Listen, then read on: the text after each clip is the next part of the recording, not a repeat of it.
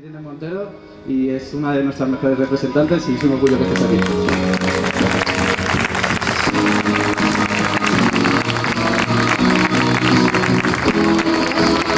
¿Se oye? Se oye perfecto. Bueno, os doy las gracias por aguantar todo este rato sin preguntar y sin nada. Ahora yo voy a intentar ser breve también y le pido al compañero del cartel que me enseñe el cartelito cuando me pase de tiempo para que podamos tener un rato para charlar. Le agradezco mucho a Somos Alcalá y al Círculo, a toda la gente que estáis trabajando aquí, porque aunque no lo parezca, pues levantarse un sábado temprano y ponerse a organizar todo esto y que todo salga bien, implica un sacrificio, como decía Suso, que hacemos muy gustosamente, pero que también hay que reconocer. Y la intervención que hacía Suso ahora me sirve muy bien para empezar con lo que yo os quería proponer. Y es que en los últimos meses, al menos nosotros, la gente que por primera vez hemos entrado al Congreso de los Diputados, también les ha pasado a los senadores, pues hemos tenido la sensación de que no había pasado nada más en el mundo que las negociaciones en esas salas rojas y las firmas de acuerdos con grandes cámaras y todo con gran boato, ¿no? con gran atención, y que no pasaba nada más que las negociaciones de fuerzas políticas para llegar a un supuesto acuerdo de gobierno, y parecía que ya no había paro, que ya no había desahucios, que ya en nuestro país no se violan los derechos humanos, que no hay gente que sufre las consecuencias de la crisis, y que solo pasaba en este país si había o no había acuerdo de gobierno. Las instituciones son una cosa bastante más fea de lo que nos imaginábamos. Fea porque son muros sordos, porque tú puedes pasarte, después de estar 2 o 3 semanas, te das cuenta de que puedes salir del garaje de tu casa, porque los políticos suelen tener garaje en su casa, y pueden salir del garaje de su casa a la puerta del Congreso, entrar en el garaje del Congreso, estar allí las horas que cada uno decida trabajar y volverse otra vez a casa, del garaje del Congreso al garaje de casa, y no ver a nadie más, absolutamente a nadie más. Por eso cuando los políticos del Partido Popular y del Partido Socialista, cuando vino el 15M, decían que para qué tanta indignación si total no pasaba tanto, o que ellos no ven pobres por las calles, como decían los señores del Partido Popular, yo ahora me creo que de verdad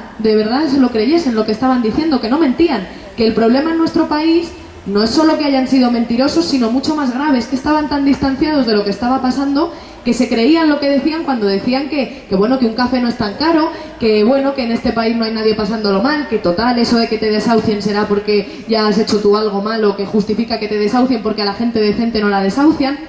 Yo creo que se lo creían de verdad, y por eso creo que es muy importante que no nos centremos solo en lo que ha pasado en estos 3 meses, 4 meses desde el 20 de diciembre, como si no hubiese pasado nada más en el mundo, que es a veces lo que parece que pasa cuando ves los medios de comunicación y cuando ves las tertulias y los debates de los medios de comunicación, y que echemos la vista atrás a todo ese recorrido que hemos hecho muchas veces desde la mayor de las humildades. Cuando escuchaba a Olga y cuando escuchaba a Marco hablar de vivienda,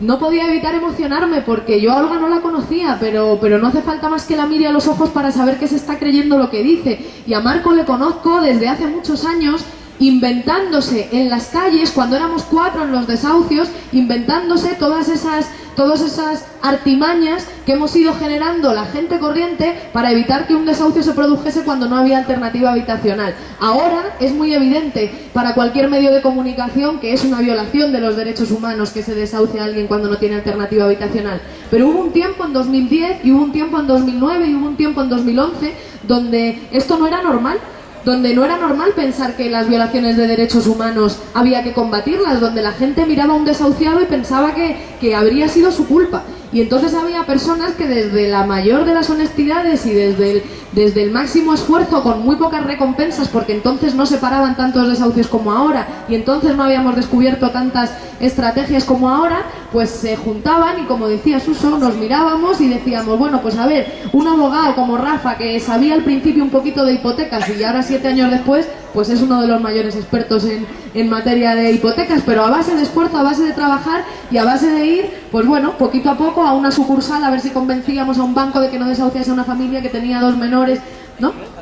Eso es el trabajo del que venimos, y a mí me parece muy importante recordarlo,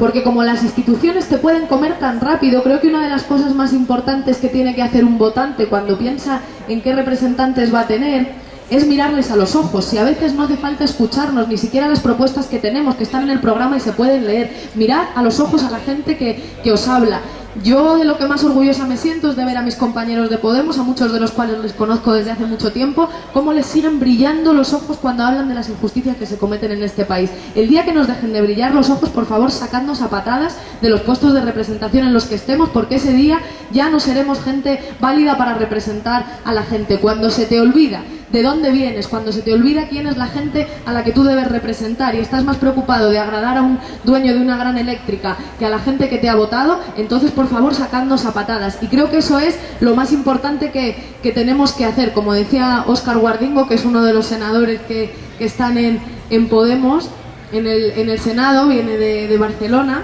de Cataluña, y él viene de ser un sindicalista y de trabajar en una empresa en la industria durante muchos años, y decía, narices, cuando entramos en el Congreso parece que entrábamos en una fiesta de primera comunión en lugar de en un Congreso. O sea, gente que va más preocupada de cómo viste que de para qué está ahí, que es para hacer propuestas que permitan mejorar la vida de la gente. Lo decía en tono gracioso, porque evidentemente todos tenemos derecho a vestir como queramos, pero lo decía reflejando cómo parece que muchos políticos se han olvidado de cuál es el objetivo de que estén ahí, que no tiene que ver con ir muy guapo a sentarse en un escaño muy bonito, sino que tiene que ver con preocuparse por resolver los problemas que vive nuestro país, que son muchos. Y por ejemplo, en materia de desahucios, pues ha sido un escándalo lo que ha pasado en nuestro país. No solamente es que ha sido solamente gracias a la gente que ha peleado contra los desahucios que ahora todo el mundo tiene claro que hay que cambiar la ley hipotecaria en nuestro país, es que resulta que pese a eso hay un gobierno en funciones que acaba de llevar al Tribunal Constitucional una norma catalana para impedir, y han conseguido además que se anule ese decreto. Esa norma catalana lo que decía era a los grandes tenedores de vivienda, a los bancos y los grandes propietarios que tienen 100, 200, 300, miles de viviendas y que además no las ocupan, por favor que las pongan a disposición de los servicios sociales de los ayuntamientos para que las pueda ocupar gente por el precio que puedan pagar, como dicen los organismos internacionales. Y lo que ha hecho el Partido Popular ha sido recurrir esa norma para que el Tribunal Constitucional anule un procedimiento por el cual a los grandes tenedores de vivienda se les podía obligar a ceder esa vivienda para uso social. Y aún así siguen con esto, siguen como gobierno en funciones yendo en contra de lo que por otra parte es norma europea. Sabéis que la Unión Europea, Bruselas, después de muchas sentencias del Tribunal de Justicia de la Unión Europea, lo que ha hecho ha sido abrirnos un expediente que puede terminar convirtiéndose en una multa que vamos a pagar los españoles y las españolas, porque Bruselas está harta de decirle al gobierno de nuestro país que nuestra ley hipotecaria incumple muchas leyes europeas en materia de derechos del consumidor. Y como en España pues tenemos un nuevo gobierno que dicen que están dentro de la ley pero nos tienen permanentemente fuera de la ley, pues ha resultado que nos han abierto un expediente para decirnos que por Dios esa ley hay que cambiarla ya, que si no nos van a multar. Otro ejemplo muy claro de por dónde venimos y de cómo las instituciones se pueden usar bien pero se han usado muy mal. El caso de las eléctricas. Cuando el Partido Socialista interviene en pleno, normalmente las primeras palabras siempre las dedica para decir algo así como: nosotros, nuestro partido ha sido el que ha traído los derechos sociales a este país, la vivienda, la educación, la sanidad. Y nosotros siempre intentamos recordarles que en un sitio tan importante y tan sagrado para la democracia como es la tribuna del Parlamento, no se puede uno arrogar la representación de los derechos sociales que han traído nuestros mayores, la gente que estáis aquí, que peináis canas, que los han traído muchas veces poniendo en riesgo su vida literalmente, y que lo han traído con mucho esfuerzo, y que no es cuestión de un solo partido, sino que es cuestión de los derechos de la gente. Pues bien, estos señores que no son adanistas, porque adanistas son los de Podemos, pero que se han arrogado la legitimidad de haber traído todos los derechos sociales, han hecho cosas tan horribles, igual que los del Partido Popular, como permitirles a las empresas eléctricas quedarse con 3.500 millones de euros que son de todos nosotros y de todas nosotras. ¿Hasta qué punto llega la infamia que hay una orden ministerial que está guardada en un cajón en el año 2008, cuando gobernaba el Partido Socialista con Miguel Sebastián como ministro? En ese momento hay una orden ministerial que dice: oigan, ya ha quedado probado que las eléctricas han ganado muchos beneficios en todo este tiempo, la ayuda que les dio el Estado a las eléctricas años atrás, por si acaso no ganaban dinero, que fijaros qué casualidad que el Estado les da les da ayudas a las empresas por si acaso no ganan dinero, pues ahora que ya se ha comprobado que lo han ganado, entonces que devuelvan el dinero que les prestamos, ahora que ya no lo necesitan. ¿Y qué hicieron nuestros gobernantes? ¿Qué hizo nuestro ministro, en ese caso Miguel Sebastián? En lugar de decir, oye, pues voy a ir a exigirles un dinero que es justo, que podemos usar para 1000 cosas, 1000 necesidades sociales, lo que hizo fue guardar la orden en un cajón y esperar a que se pasase el plazo para exigir legalmente ese dinero a las eléctricas. Así que ahora hay 3.500 millones de euros que están en las eléctricas, que como no ganan nada, porque hay estudios que dicen, europeos, que dicen que nuestra electricidad es de las más caras de Europa, que solamente en beneficios que no se sabe muy bien si son legítimos o no porque no hay una auditoría, pueden estar ganándose más de 9.500 millones de euros de más de lo que deberían ganar por hacer legítimamente un negocio, pues nosotros les regalamos 3.500 millones de euros más. Son barrabasadas que nosotros creo que hemos intentado venir a cambiar, y que si no se nos olvidan, si no somos capaces ahora de echar la vista atrás y de recordar de dónde venimos, pues parece que lo único que ha pasado es como nos intentan bombardear todos los días, un gran fracaso de la humanidad porque no ha habido gobierno y hay que repetir las elecciones, y eso es un fracaso que va a hacer que la gente no vote, no participe, no crea en la democracia, se vaya a casa y todo siga como hasta ahora. Ahí creo que en estas semanas, en estos meses, hay que decirle a la gente algo que suena un poco provocador, pero que es más verdad que todas las verdades. Y es que Podemos es la fuerza política más conservadora de todas las que hay en el panorama político. Porque Podemos es la única fuerza que está diciendo, por Dios del amor hermoso, que se respete la ley, que se cumpla la ley, que si una empresa del IBEX 35 tiene que tributar al 30%, que tribute al 30% y no utilice mecanismos y artimañas legales como las amnistías fiscales o las empresas en Panamá para tributar al 3% o las SICAF para tributar al 1%. Que nosotros estamos diciendo que se cumpla en la ley de leyes, que es la Declaración Universal de Derechos Humanos, y que una persona tiene derecho a una vivienda digna, por tanto, por Dios, que se cumpla la ley. Los del Partido Popular siempre dicen que son la fuerza del orden y la ley y que con ellos las finanzas están aseguradas. Pero los del Partido Popular son los que más incumplen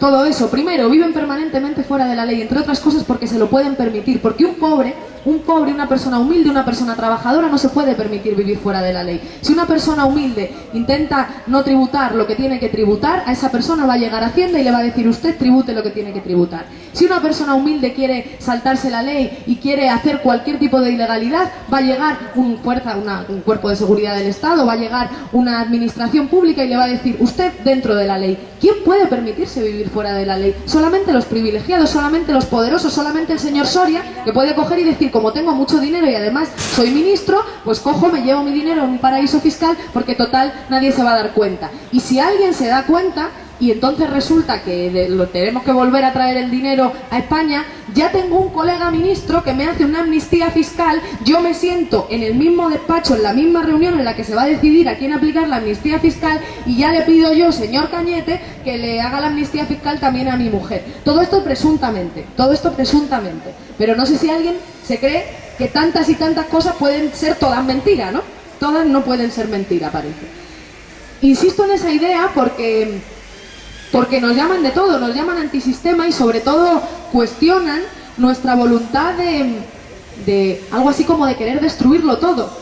Y nada más lejos de la realidad, si es todo lo contrario. ¿Quién está intentando hacer un acuerdo con Bruselas que permanentemente incumple? O sea, el Partido Popular, igual que el Partido Socialista, han dicho que sí ciegamente a Bruselas permanentemente, han aplicado los mayores recortes de la historia de nuestro país en los últimos años en nombre de ese acuerdo con Bruselas, pero después ese acuerdo con Bruselas no se ha cumplido nunca. Nunca se ha cumplido ese acuerdo con Bruselas, y al contrario, la deuda pública ha pasado de 2008 a un 40%, ahora está en más del 100% del Producto Interior Bruto, no cumplimos con los objetivos de déficit y decimos que es culpa de las comunidades autónomas que no están asfixiadas lo suficientemente y tenemos que asfixiarlas más. En definitiva, hay muchas fuerzas políticas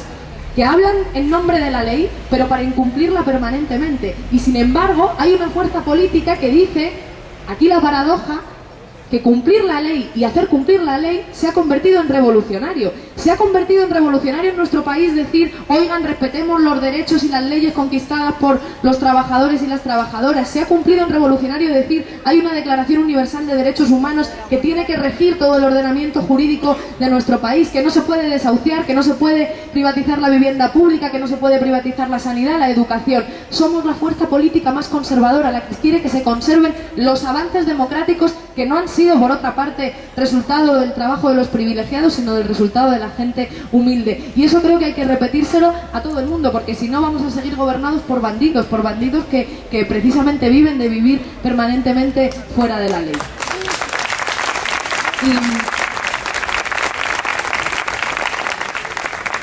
Y por terminar y que conversemos un poco, hay dos milongas que nos han contado en estos meses y que yo creo que hay que combatir. La primera de las grandes milongas es que Podemos es culpable hasta del toro que mató a Manolete. O sea, Podemos es culpable de todos los males de la humanidad. Esa es una milonga que le gusta especialmente al Partido Socialista. Yo creo que hay buena gente en el Partido Socialista, pero no he conocido a mucha de esa buena gente en el Parlamento. No la he conocido. He conocido más gente en el Partido Socialista preocupada de que nadie cuestione que ellos son el partido que trajo los derechos sociales, que gente preocupada de verdad defender esos derechos. Y por eso cuando llevamos una propuesta para derogar las dos reformas laborales que han sido lesivas y que han dañado los derechos de los trabajadores, el Partido Socialista se sube a la tribuna, dice que ellos trajeron los mejores avances para los trabajadores en materia laboral, pero después votan en contra. Después votan en contra de derogar las reformas laborales. Y así con 1000 ejemplos más. Decía, les gusta esta milonga de que Podemos es culpable de todo, pero yo creo que al Partido Socialista lo que está es herido, está herido, y eso también lo he aprendido en el Congreso. Muchas veces nos miran y nos dicen, solamente vuestra presencia, solamente que existáis, nos hace daño, porque nosotros perdemos muchos representantes públicos, nosotros perdemos mucho espacio por vuestra existencia. Y claro, lo que yo empatizo con ese dolor. Creo que si estuviese en su lugar, también quizá estaría dolida.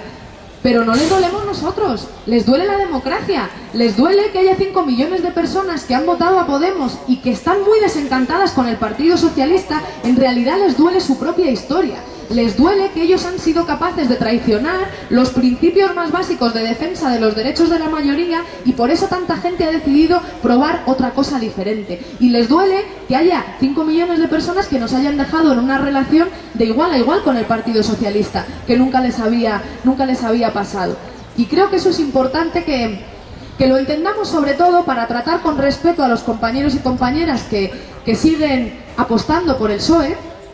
entre otras cosas porque posiblemente tengan que ser nuestros aliados de gobierno después de las elecciones del 26, pero para no dejarles que nos engañen. Desde el respeto, explicarles que entendemos su dolor, pero que su dolor es un dolor que es producto de su propia historia. Si ellos no hubiesen abandonado el espacio de la defensa de los derechos sociales, a lo mejor Podemos no habría nacido, a lo mejor no habrían hecho una reforma del artículo 135 y a lo mejor no hubiese existido un 15M y a lo mejor no hubiese existido Podemos. O sea, que no les dolemos nosotros, que les duele su propia historia y que estamos aquí para ser aliados suyos, que nuestro enemigo es el Partido Popular.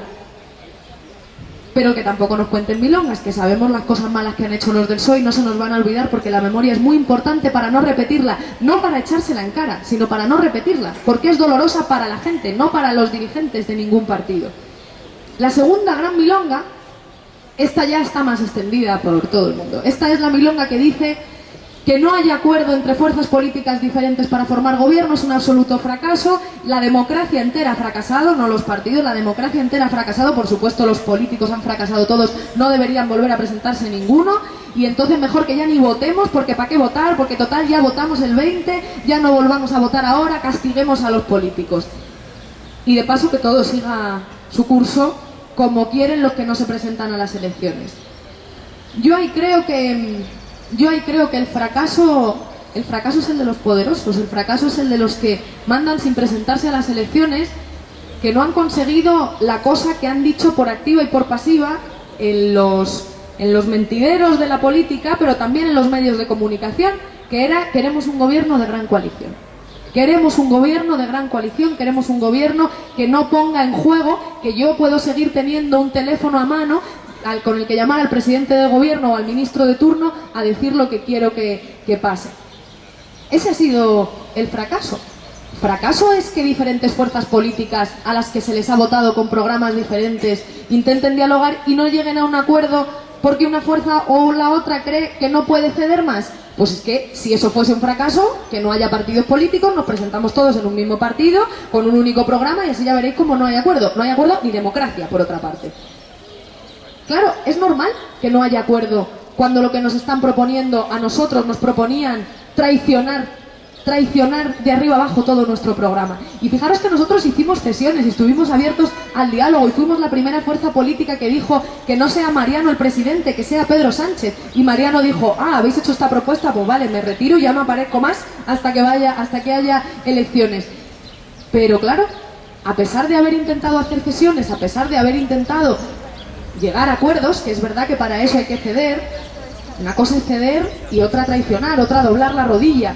Y nosotros y nosotras, que somos una fuerza política que no tiene hipotecas, que no ha pedido un maldito euro a los bancos para tener 5 millones de votos, no tenemos por qué plegarnos a que siga gobernando el señor Albert Rivera con un presidente que se llame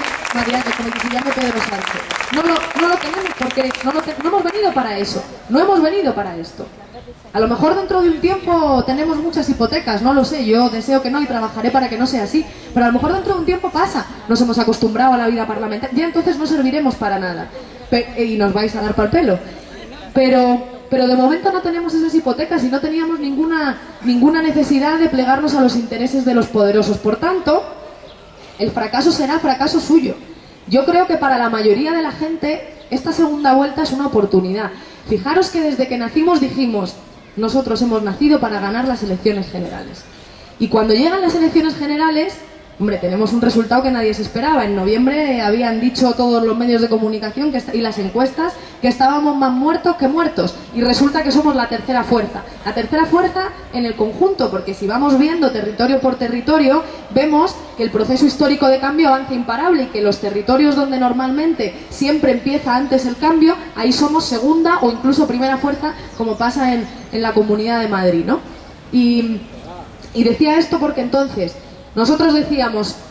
esta batalla, esta máquina electoral de guerra termina en las elecciones generales del 20 de diciembre. El 20 de diciembre nos lo jugamos todo. Y el 20 de diciembre pasó una cosa que suele pasar en los procesos históricos de cambio, y es que el cambio a veces avanza un poquito más lento, aunque sea imparable, de lo que tú te esperas. Y entonces nos quedamos en una especie de equilibrio en el que lo nuevo no terminaba de nacer, no había una mayoría clara para que hubiese un gobierno de progreso, y bueno, por el otro lado las fuerzas del régimen habían tenido los peores resultados de su historia, pero se seguían manteniendo. A nosotros se nos ha abierto una segunda oportunidad, nos han dado la oportunidad de volver a ir a las urnas, hacer que el cambio termine de nacer, lo que para ellos es un fracaso, porque que la gente vuelva a votar, que se abra de nuevo la posibilidad de que Podemos saque todavía más escaños, es para ellos lo peor que les podía pasar. Lo que para ellos es un fracaso, para nosotros es una oportunidad que no nos esperábamos, porque es como un repetir el 20 de diciembre, pero con mucho más conocimiento de que si no vamos todos y cada uno de nosotros a votar, puede que nos ganen la partida y ya sí que va a ser muy difícil volverla a abrir. Por eso yo os diría, metámosle toda la ilusión, que se nos note el brillo en los ojos en que todavía lo podemos conseguir. Es verdad que las instituciones, como explican pues Suso y Olga, estaban explicándolo, no es fácil gobernar, a veces es cabalgar contradicciones en las que tienes más probabilidades de decepcionar o de no hacer todo lo que quieres y solo consigues un poquito, pero tenemos una oportunidad histórica de hacerlo. Las elecciones en junio son probablemente para nosotros casi un regalo, una nueva oportunidad que no nos esperábamos después del 20 de diciembre para sacar aún más votos y para hacer lo que os decía, una cosa tan sencilla como que se cumpla la ley. Termino diciéndoos, como ha hecho Marco, una frase, un trocito del Quijote que yo elegí para celebrar el Día del Libro, y como estamos en Alcalá, pues viene bien usarlo.